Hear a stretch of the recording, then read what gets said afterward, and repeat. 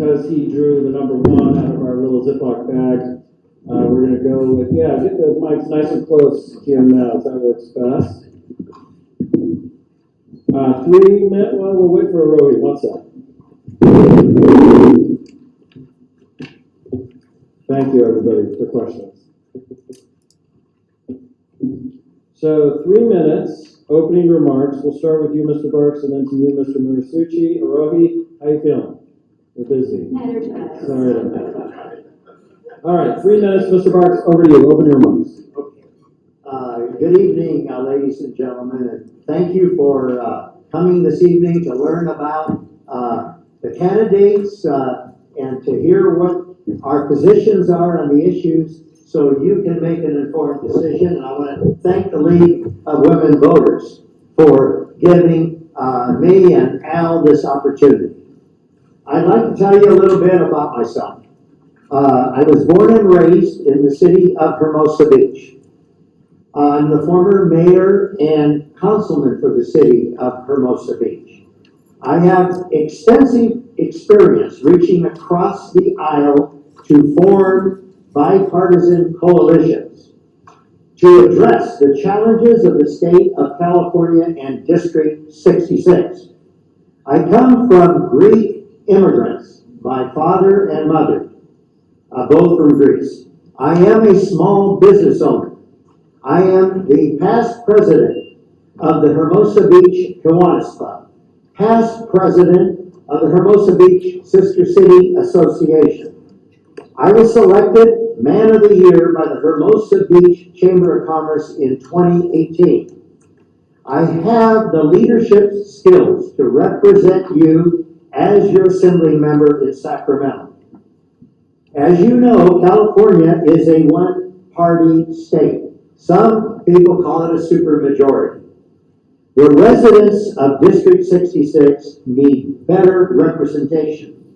The South Bay District 66 has more registered Democrats. Data shows, and I have that data right here, should open it up, shows that the voters are taking conservative positions in on the key issues in District 66. It's time for a change in the direction in District 66, and I am the candidate that can make that change for you. Mr. Muratsuchi, 3 minutes, opening remarks. Thank you very much, and thank you to everyone for coming out tonight. As George said, we both appreciate all of you who care enough about the community to come out to listen to who's going to be on your ballot. My name is Al Muratsuchi, and I have had the privilege of representing the South Bay for 10 years now, and this is my last re-election. First of all, deeply appreciate the Torrance community. I suspect that most people in this room are from Torrance. I lived in Torrance for over 20 years. I served on the Torrance School Board for 7 years. Before that, I served on the Torrance Planning Commission. I was also the president of the Torrance Sister City Association and many other activities here in Torrance. And, my service to the community is a reflection of my love for the Torrance community and for the South Bay overall.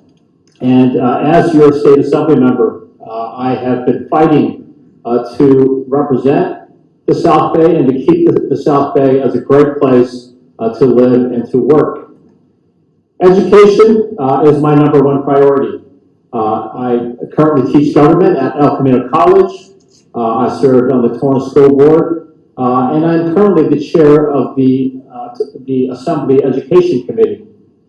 And in my time in the legislature, I have taken my experience on the Torrance School Board to fight for all public schools throughout the state of California to get increased funding so that we can pay our teachers more, so that we can attract and retain good teachers, so that we can have the funds necessary to fix and modernize our school facilities, and overall to keep Torrance and our South Bay school districts the best in the state of California.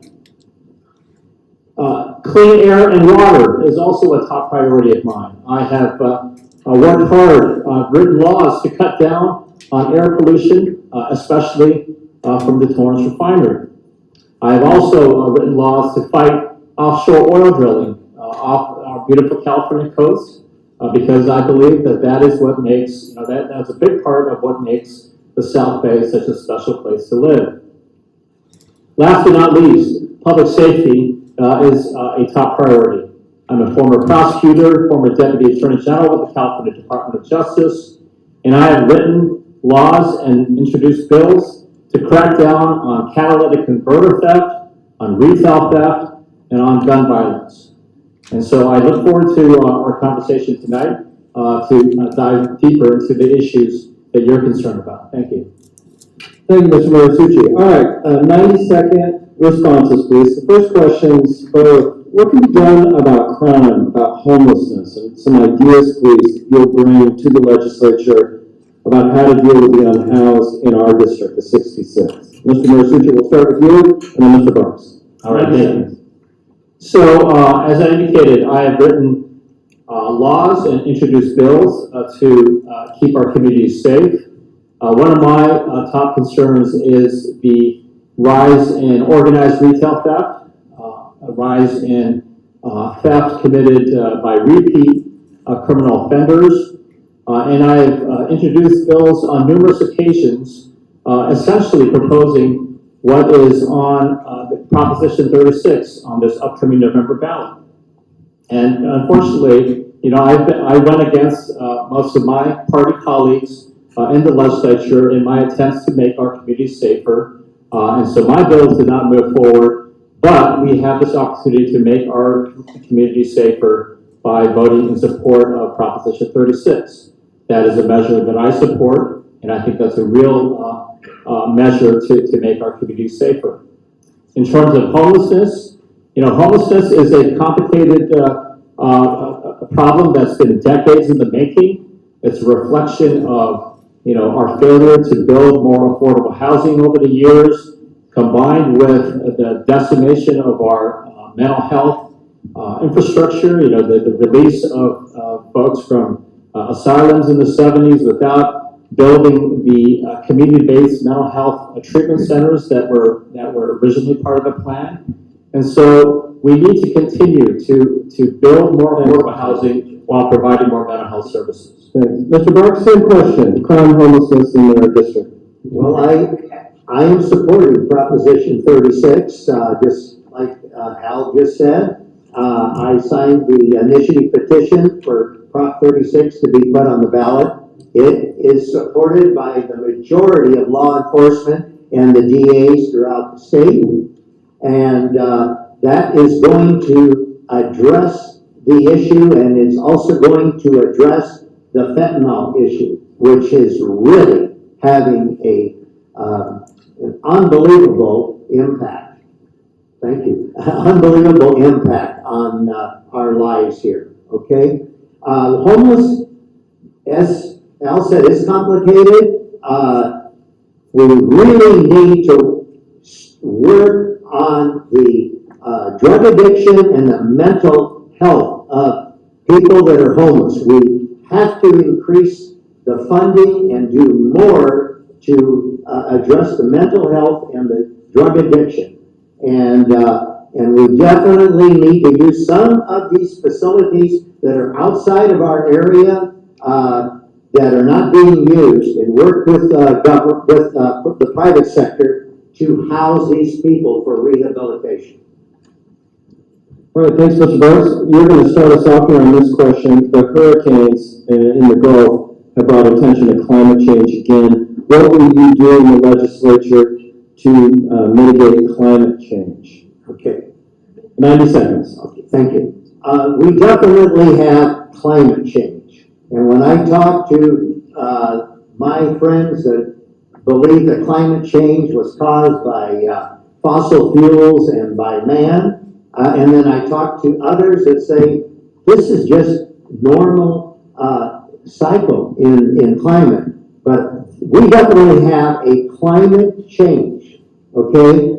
And what I want to do is create a think tank when I'm elected to the state assembly and get all viewpoints and scientists on both sides of the issue and come back with a recommendation on how to mitigate as much as we can this real concern. And you can see what's happening here in the Carolinas, and it's just unbelievable, the impact. And even locally here, I've noticed a climate change. So that's what I would do.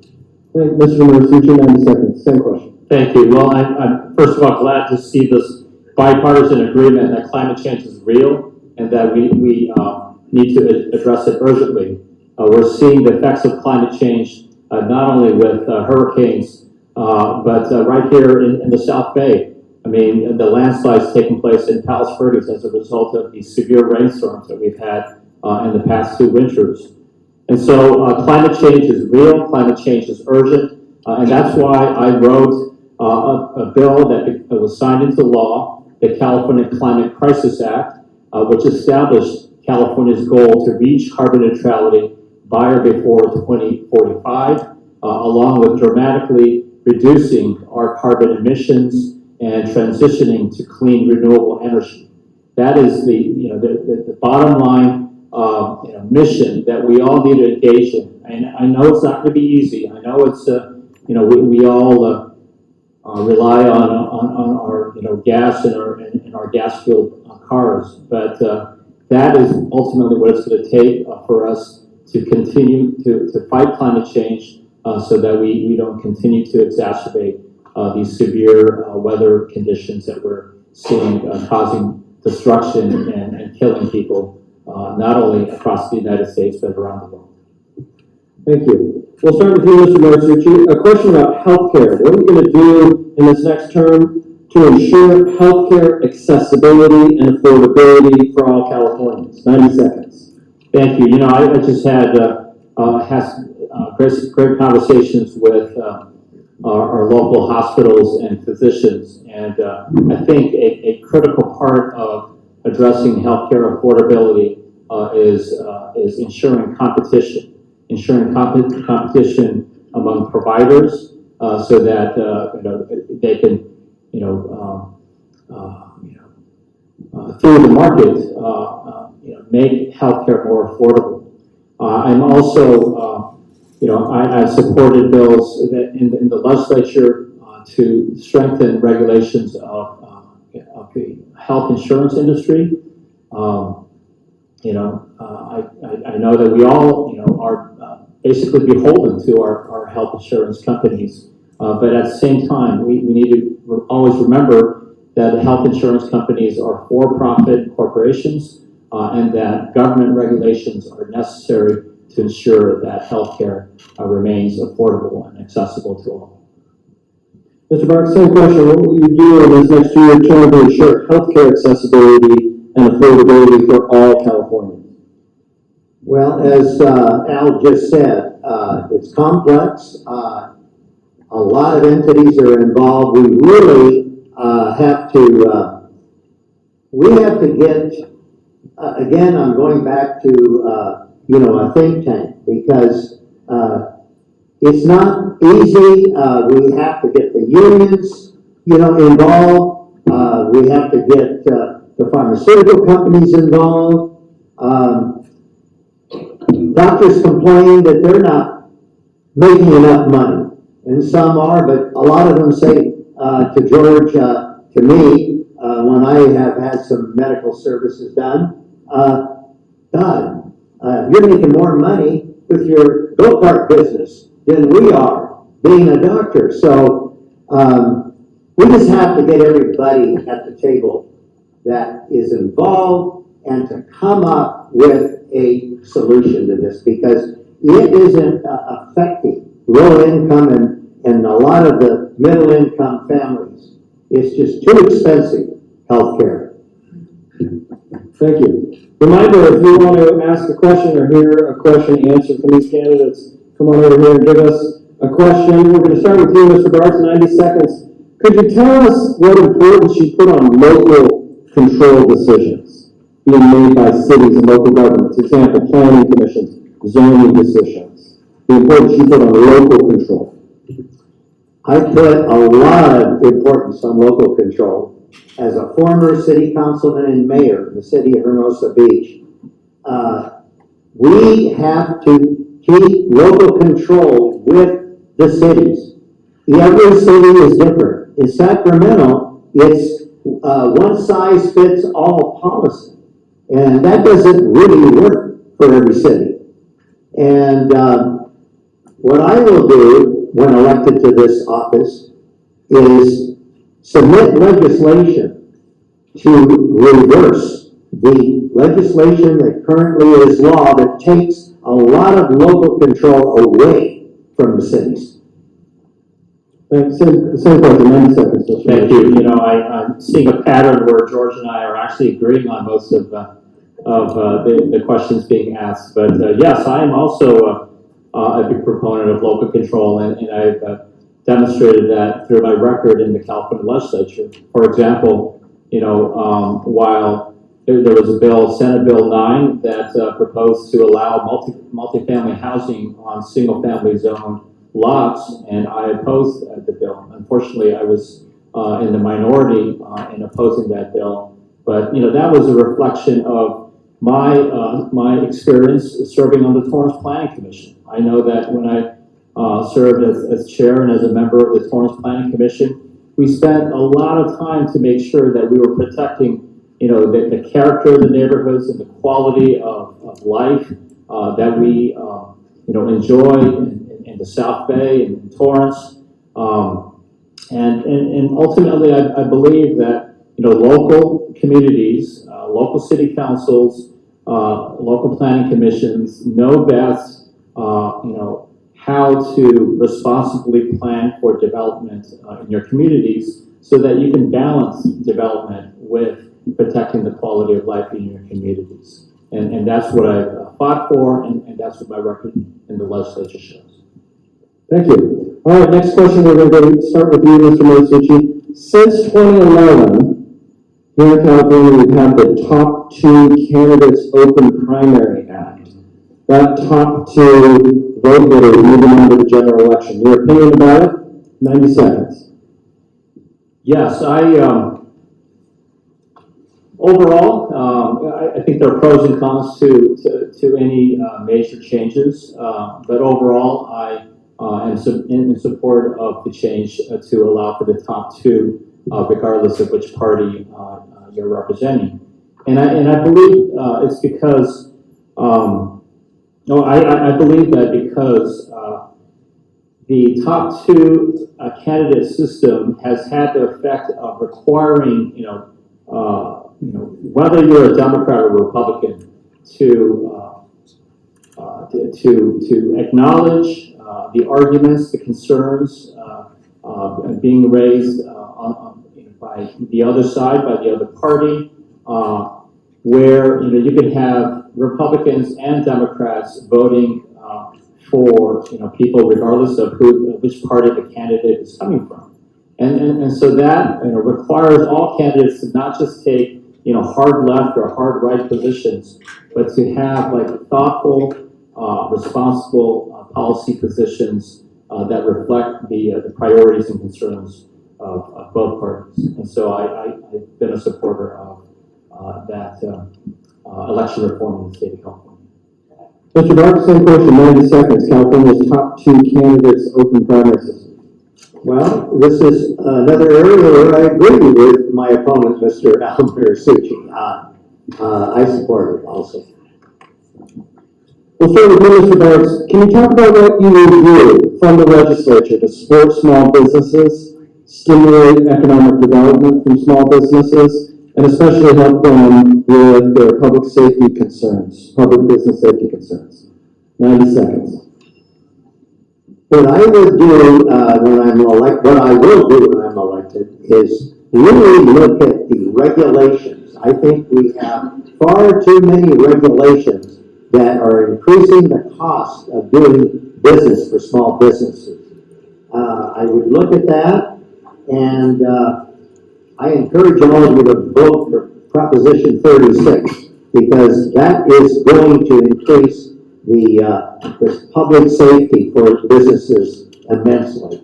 We're going to make this bill, this proposition will make crime illegal again.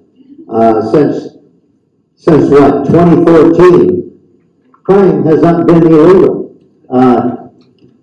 Smash and grab and stealing $950 and it's a misdemeanor. You don't go to jail. Please vote for Proposition 36. And I'm a small businessman, and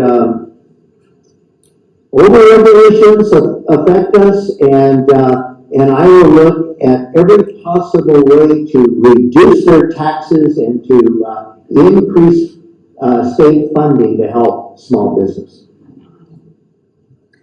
Mr. Muratsuchi, 90 seconds, same question. Small business. Yes, thank you. So as I indicated earlier, when I saw small businesses, especially like 7-Elevens or the convenience stores getting victimized by smash and grabs, by these store takeovers that we've all seen on these viral videos, I immediately reached out to the organizations in Sacramento that represent small businesses, like the California Retailers Association, and that work was ultimately culminated in my legislation that I introduced in the legislature to propose exactly what Proposition 36 is calling for here, which is to allow for the third property theft offense to be charged either as a felony or as a misdemeanor,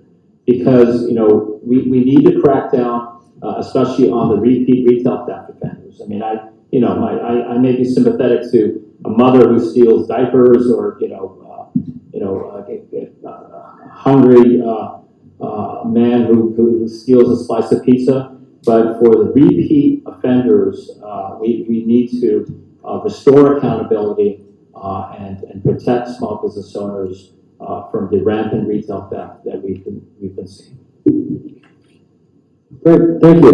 We're going to start with you, Mr. Muratsuchi. Could you talk about ACA 5, 2020, ACA 7, 2023, Prop 16 about racial-based enrollment criteria in higher education, the state's higher education? Okay. Your position, whether you support or oppose changes? Okay.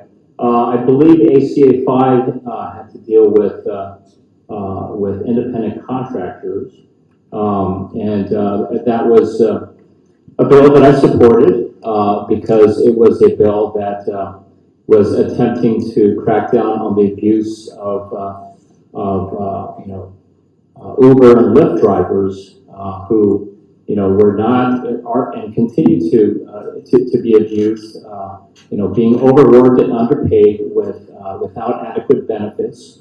While Uber companies like Uber and Lyft continue to be enormously successful, making money off the backs of people exploiting this independent contractor model, and so I believe that all workers in the state of California should deserve a fair wage with benefits, so that they can afford to live in the state of California.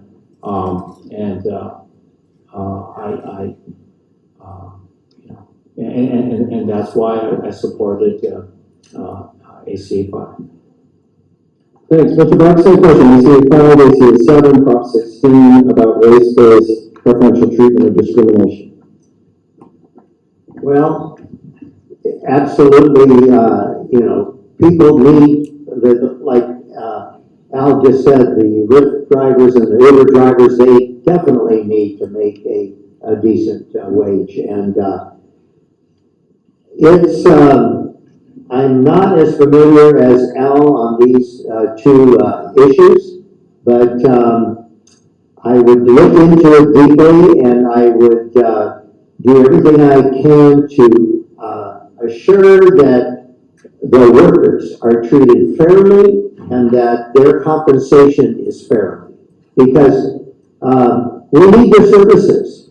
When I go to the airport, and I talk to the Uber drivers and the Lyft drivers, and you know a lot of them are immigrants and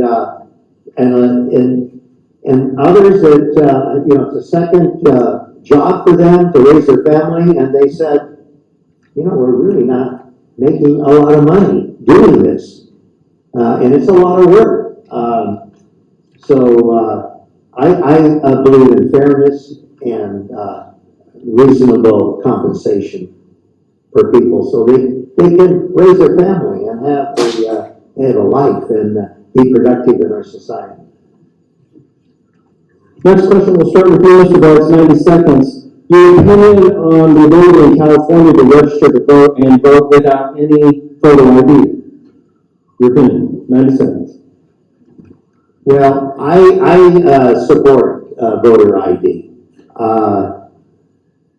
But I believe that the current system of voting, there's certainly some, you know, there's some hanky-panky going on and some fraudulent activity. But I think overall, we have dedicated poll workers. We have dedicated people working, you know, in the at the polls, and I think overall our voting system, we can rely on it. I really believe that the votes are accurate, and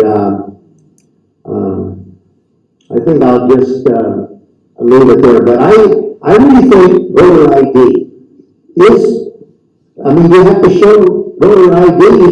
Even I have to show it when I want to buy, you know, some alcoholic beverages. So I think voter ID should, voter ID should be required. Mr. Muratsuchi, 90 seconds, same question. Yes, well, I also get carded whenever I buy alcohol. And I think, you know, on first impression, you know, on first thought, I mean, it seems like what's the big deal with providing ID when you vote?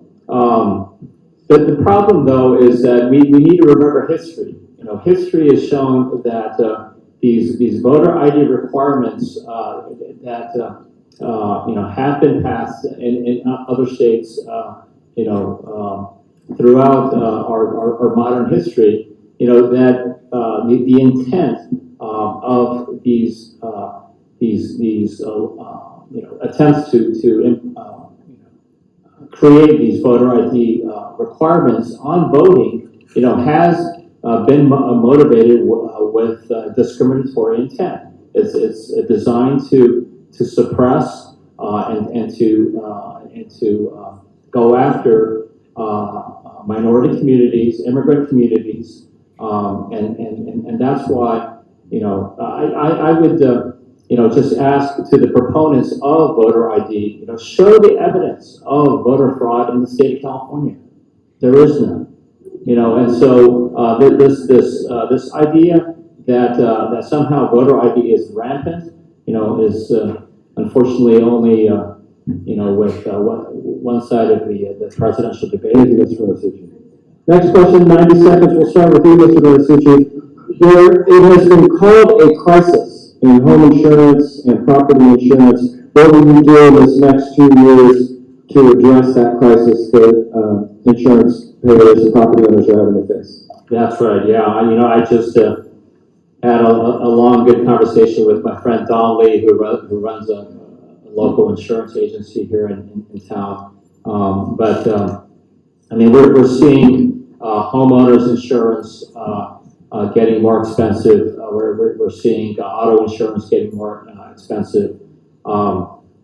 And like, you know, a lot of these issues, I mean, it's complicated, but, you know, at the risk of oversimplifying it, you know, what is happening in the state of California is that you know, we not only have a state insurance market, but we have a global reinsurance market where they are increasingly being exposed to the enormous liabilities presented by the effects of climate change, whether it's wildfires, whether it's hurricanes.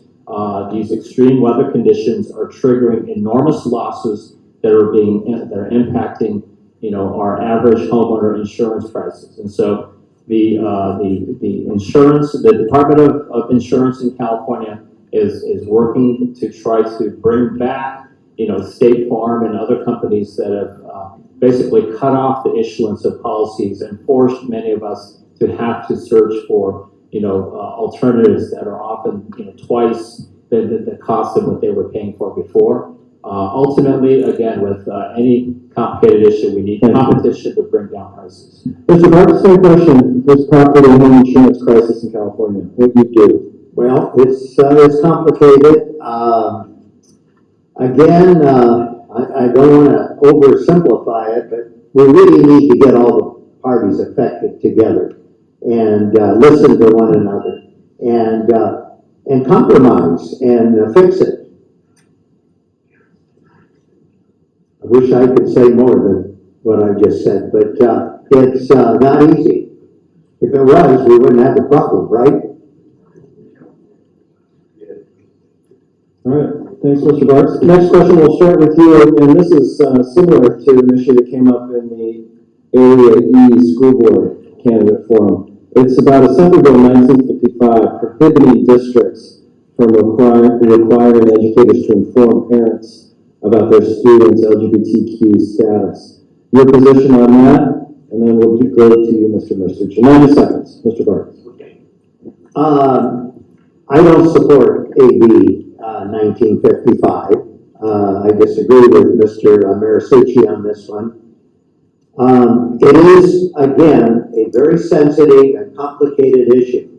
I have spoken with people on both sides of this issue. What you're going to hear, and I don't know if Al's going to say this or not, the reason why we have to protect these kids is because when these kids believe that they're not the gender that they were born with, they can't go home and tell their parents because they get beat up. Now, I am sure there is a small percentage, I believe it's small. I heard Al say he sees the statistics, but I haven't seen the statistics to prove that it's significant. And as some of the school board members said, that we really have to use the community. The one candidate there, I really like what he said about getting the community together, talking. This is how you resolve these issues. Right now, we're so divided, not only in the state of California, but nationally. And we have to stop this division. I mean, Mr. Muratsuchi, same question. Yes, for me, the bottom line is that we need to protect all kids. We need to protect all kids in our schools, including kids that are, exploring their gender identity issues. When the child wants to come out as being gay, it's their decision. And it should not be a school employee that forcefully, outs a student against their wishes. Now, as a parent of a teenager, I am fully in support of, the idea that parents and kids, first and foremost, need to talk with each other. And that is the ultimate solution, that we should be requiring, depending on school employees, to out kids, as being gay or lesbian, or queer, exploring gender identity. Those issues, again, are complicated, but government should not be outing kids. And in this case, government is represented by school employees. Protect all kids, let them come out when they're ready, if they're ready, to their parents, but don't require school employees to out kids. I think this will be our final question before closing remarks, and we'll start with you, Mr. Muratsuchi. There's an assemblyman down in San Diego named Christopher Ward. His bill the Safe and Prepared Schools Act was signed by the governor. And it's known as the Safe and Prepared Schools Act, standardizing school active shooter drills. Your position on that, and what you could say about it? Yes, I supported the bill. The bill came through my Assembly Education Committee. You know, we need to, you know, it's a sad reality that our kids have to live through these active shooter drills. But the intent of the bill is not to have things like, you know, using firecrackers to simulate,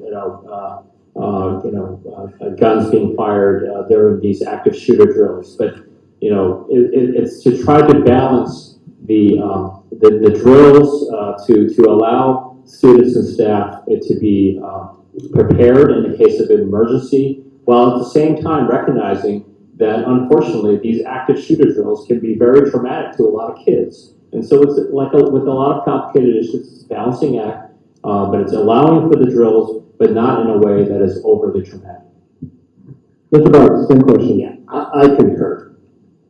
Yeah, yes, I support the bill. We're in agreement again. All right. Well, we're going to have 3-minute closing remarks, and this time we'll start with you, Mr. Muratsuchi, and then you'll have the final 3 minutes, Mr. Barks. So 3 minutes, closing remarks to you. All right. Well, thank you very much. You know, especially respect all of you for being here rather than watching Game 5 of the Dodgers, you know, which I will be going as soon as we're finished with this debate. You know, if you're expecting a Kamala Harris versus Donald Trump debate between myself and George, I'm sorry to disappoint you. You know, I think, you know, George and I, we like each other, and we have a great relationship. We just happen to, you know, to see, you know, some of these issues differently. But the major difference between myself and George is that, you know, I have an actual record of getting things done. I have an actual record of working across party lines to reflect, you know, the priorities and the issues and concerns of Torrance, of the South Bay, and that is what I will continue to do in my last term representing Torrance in the South Bay in the California legislature. I've talked about how I have championed education, K-12 education, and I will continue to do so in a way that it doesn't matter if you're a Democrat or Republican. We all want good, safe schools, clean, healthy environment. Whether you have a D or an R after your name, we all want the same things. Public safety. We all want to live in safe neighborhoods. We all, you know, are very disturbed when we're seeing, you know, these viral videos of smash and grabs. And so, you know, I have the record of not only, you know, working across party lines and often, you know, going against, you know, my governor and the majority in the legislature on issues that I care about. And I care about them because I know that I'm reflecting South Bay values, South Bay priorities. That's what I'm going to continue to do. And I would respectfully ask for a vote for my last term in the California legislature. Mr. Barks, 2 minutes. Yes. Now, I don't know if this is true or not, but when I'm talking to a lot of my constituents, they say it's almost impossible to talk to Al Muratsuchi. And on some of these controversial issues, he votes present. He doesn't vote yes or no on some of these issues. Now, I don't know if that's true or not, but I'm running for this office to stop the political divide. We need all points of view to be discussed. I will bring people together and form coalitions. This will bring a form of think tanks to address our issues. And I have a track record as a mayor of the city of Hermosa Beach in bringing people together. Okay, and by doing this, by reaching compromise legislation, all of the residents will benefit, okay, and improve the quality of life for all. California has the highest taxes, the highest regulations, the highest poverty, and the highest homelessness in the United States. Businesses and people are leaving this state. We need to change direction in our district and state. I am your candidate to bring common sense, realistic programs to address crime, homelessness, healthcare costs, affordability, education, and climate change. I respectfully ask for your vote on November 5th and suggest that you vote early. Thank you so much for being here, and I hope that we've given you some information that will help you make a decision on whether to vote for change in Sacramento or vote for my opponent. Everyone, round of applause for our two candidates for Senate District 66. We're going to turn it back over to our president, Gloria Gutierrez, the president of the League of Women Voters of Torrance area. She's going to make a request, and if you don't know, now you know again. October 21st, Gloria. Hello again, everyone. Thank you, Ryan. The deadline to register, October 21st, if they register.